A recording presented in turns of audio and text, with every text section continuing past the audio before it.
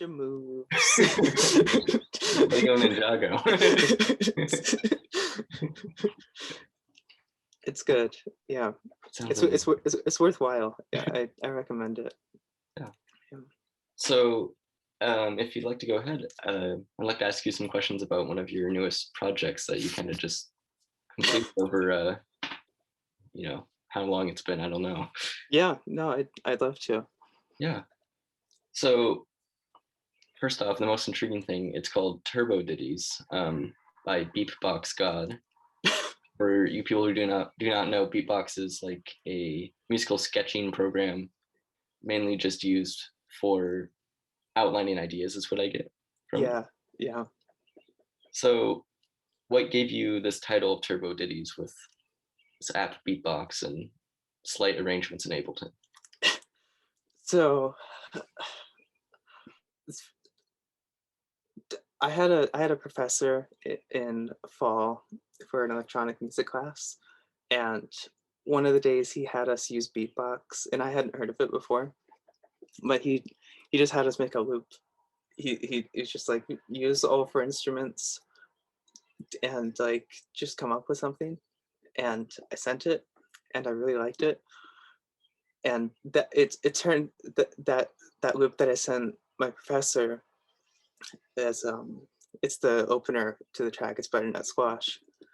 And then like a couple days later I came back to it because I liked it, and I made what ended up being Lost My Wallet, which was like a very different track. it was really like it introduced me to the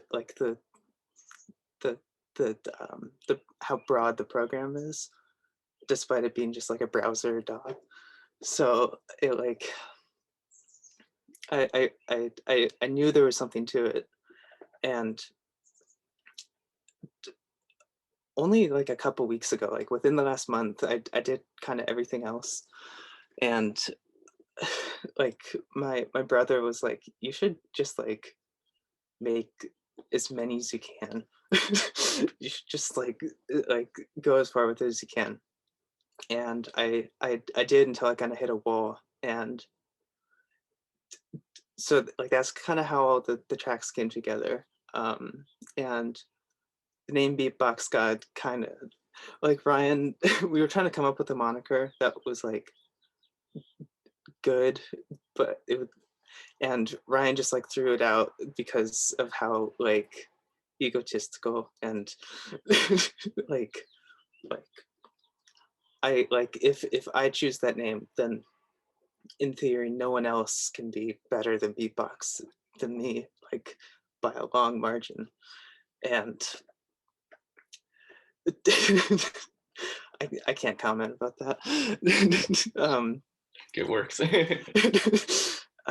And there was, I think it was a Who Wants to Be a Millionaire thing.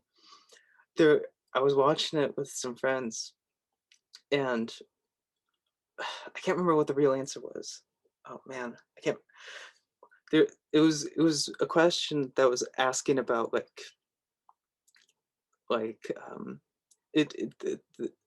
one of the multiple choices was Turbo Ditties, but it was like mini tunes or like all these.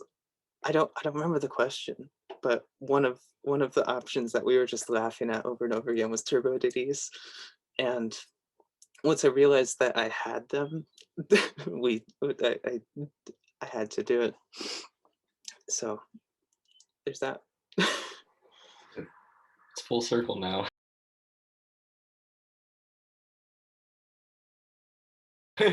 Yeah. Howie Mandel. That's right.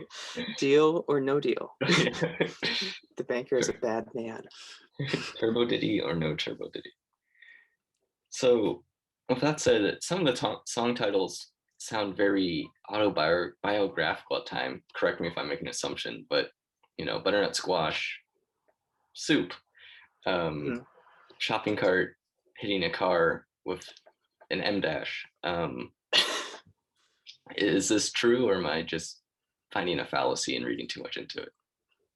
You know, it, I'm not gonna take it away from you, but I will say that some of these were completely on the spot.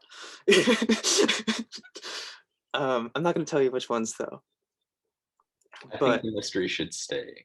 yeah, I will say that for some of them, I tried to keep it vague, like flippin'.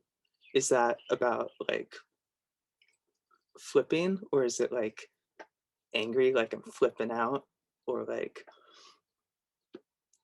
that's some really flippin' good flapjacks? Or what about breaking out?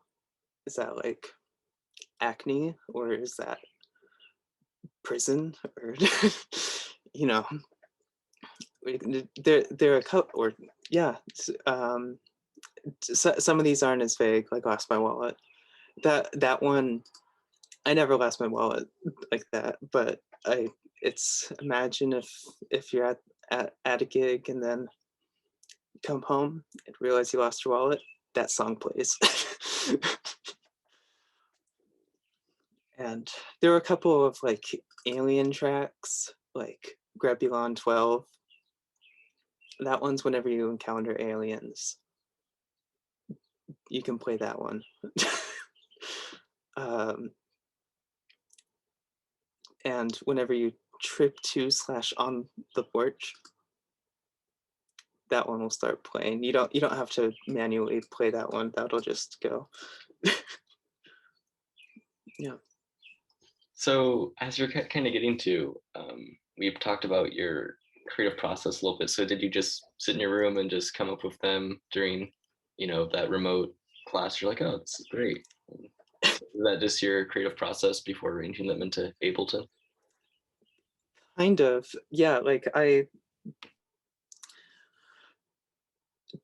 kind of it helped to listen to some other music and to like try and recreate it until I had something that was a much different branch.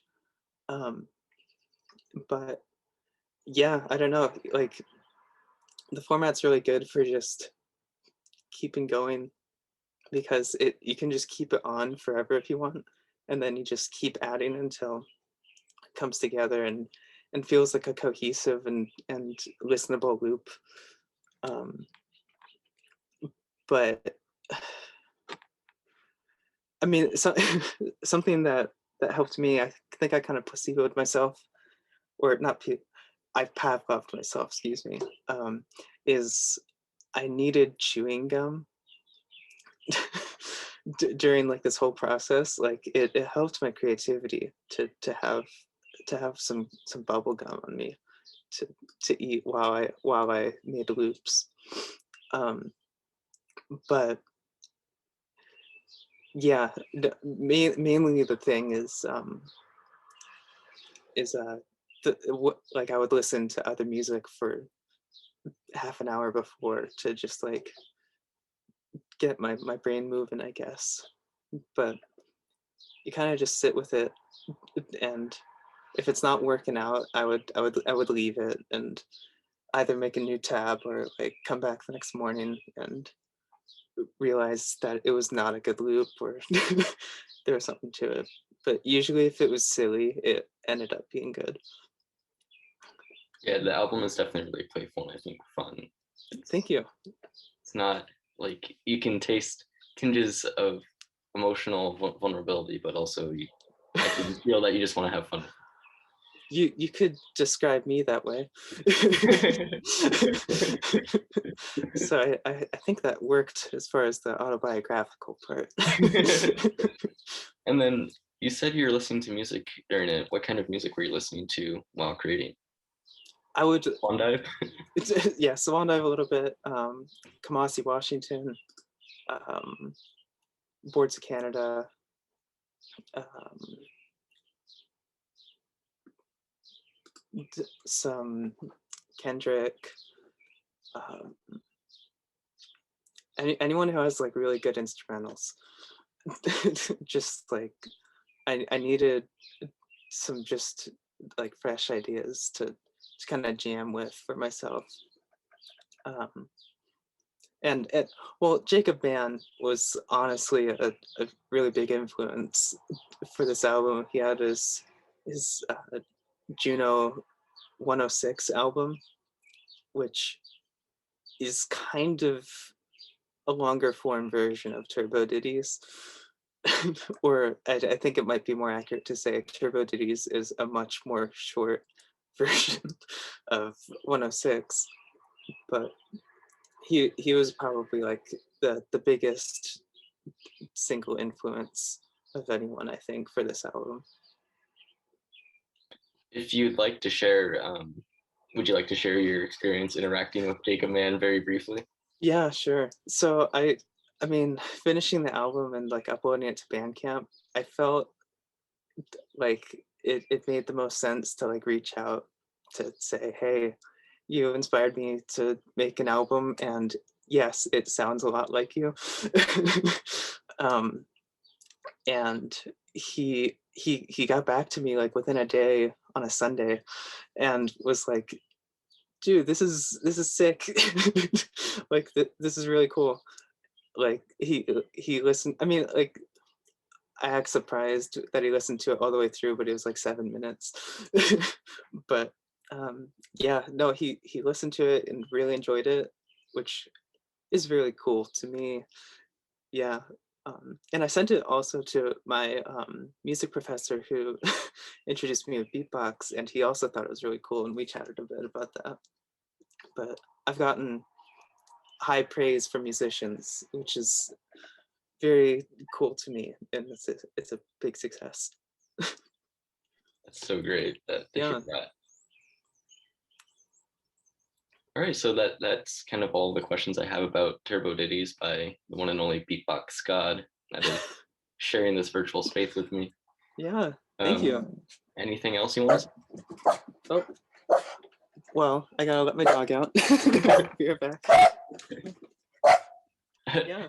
This has been Fulton's Music Room. I'm Fulton, and this is